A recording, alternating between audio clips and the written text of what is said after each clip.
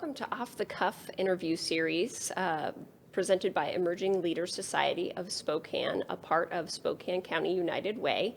Every month we do an off-the-cuff interview with individuals that are prominent within our community, and this month we have the privilege of having Josh Kerns, one of our county commissioners. So we are going to go ahead and dive in. So Josh, what are the top 3 accomplishments personally and professionally? Yeah, well, first off, thank you for the invitation to be here today. When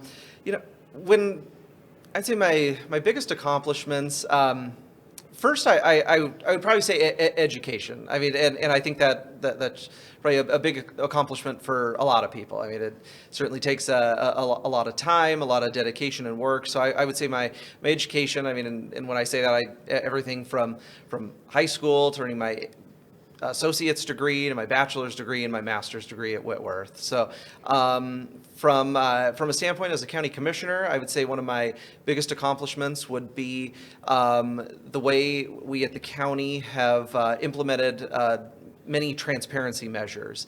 County government is one of those things that a lot of people don't really know a whole lot about. Probably one of the most common questions I get is, what is a county commissioner?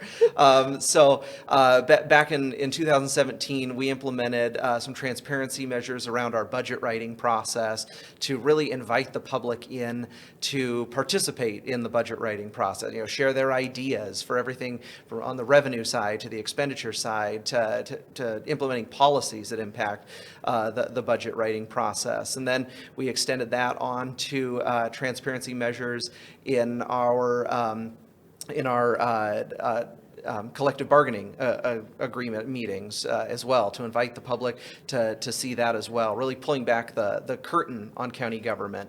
And then finally, I would say starting a family, being a husband and a father is probably the greatest joys of my life, and so I'm very, very proud of my children and extremely blessed to be a part of such an incredible family. Mm-hmm.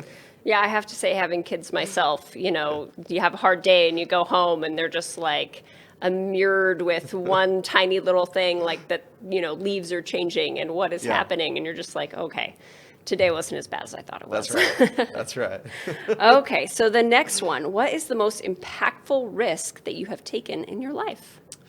I'd say the most impactful risk was probably back in 2011 when I took a job working for the state legislature on the other side of the state. I was recently engaged, and then I got an opportunity to go work on the other side of the state for several months out of the year. Big risk. It is. Working for a gentleman over there. I hadn't really known for too long, but at the same time, it was it allowed me to kind of get out of my shell. I was definitely very, very much a homebody. It's very much not a typical thing for me to do something like that, to travel across the state and be there for several months working in Olympia. But I met some lifelong friends over there, made some incredible connections. The learning experience alone was just incredible. And if I hadn't taken that leap of faith and kind of got out of my shell and traveled across the state to take that job, I probably wouldn't be here today having this interview with you. Nice. Yes, big risk. So what circumstances taught you about failure, and how do you approach failure now? I would say it's through sports. I grew up as a hockey player, traveled all around the Pacific Northwest and British Columbia and Alberta. There were years where I was on teams where it seemed like we couldn't lose. It's like we always won. But then there were those years where sometimes the team, it seemed like we couldn't buy a win.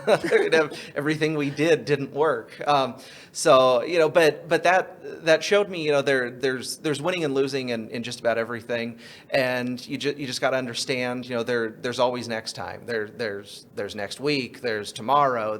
There's always a way to bounce back, and usually it's evaluating what didn't work in the less successful outcome, I guess you could say, or the failure. But it's really evaluating what you can do, how you can come back stronger the next time, and get a better outcome. Awesome. Great lessons I'm sure you're turning into your job as a county commissioner. Yes. So what is one piece of advice you'd share with failure and upcoming leaders? For upcoming leaders, lots of times, that connotation means that someone is young. My advice for folks is, there will always be people that will try to tell you you're not ready for something, or it's not your time. But be honest with yourself, and if you know in your heart that you're ready for something, whether it's to take on a big project, whether it's to seek a promotion, whether it's to embark on a career change, evaluate where you're at. If you know in your heart that you're ready for it, just understand there will be people out there that will try to tell you you're not ready, that it's not your time, that you need to wait. But if you know the time is right, my advice is go for it. Be honest with yourself. Trust your gut. If you're ready to make a move, go for it. Awesome. Sometimes the scariest things are the most rewarding. It's true. It's true. Mm-hmm. Okay. How do you gauge and monitor the performance of people that you lead? Yeah. So, we at the county, there's certainly the old-fashioned way of looking at the balance sheet. How much money was allocated to a department. How they're doing on spending it. Are they their performance measures? Are they are they meeting the outcomes? Personally, I'm someone that I like to get out and talk to as many people as possible.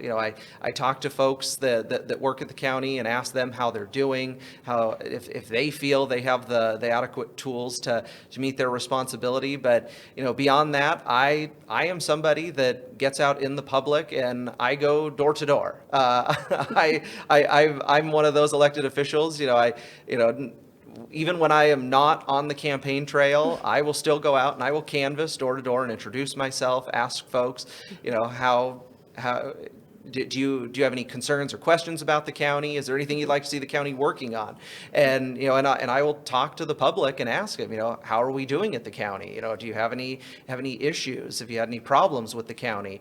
And I'll tell you, that's some of the ways that we really get down to the citizen level, the folks we represent, to hear from them. And it's going and asking, our customers, in some cases, or our constituents in this matter at the county, how are we doing? And it's hearing directly from the people we serve. And so that in my mind, is probably one of the best ways that I can get a pulse on how we're doing at the county as far as delivering that level of service that the taxpayers and the constituents, they expect us to deliver on. Perfect. Yeah. Yes. Well, I saw the State of the County address. Oh, so yeah. The county has been making great strides, and I look forward to see what we end up doing with some of that CARES Act funding we have coming, or what's the other one? The ARP, American Rescue Plan. American Rescue Plan. Yes. Yeah. And there's public comment going on for that right now? Yes. Same format as with the CARES Act. We encourage folks, if you've got ideas on how those funds can be spent, or things that you think we can really get a big multiplier effect to improve our community, please reach out.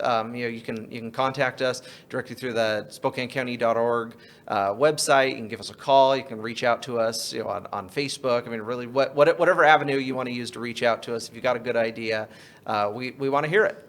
Awesome. Well, Thank you for being here today. Thank you for watching Off the Cuff, presented by Emerging Leaders Society, part of the Spokane County United Way. Make sure that you follow us on Facebook, Instagram, or YouTube, and you have a wonderful day.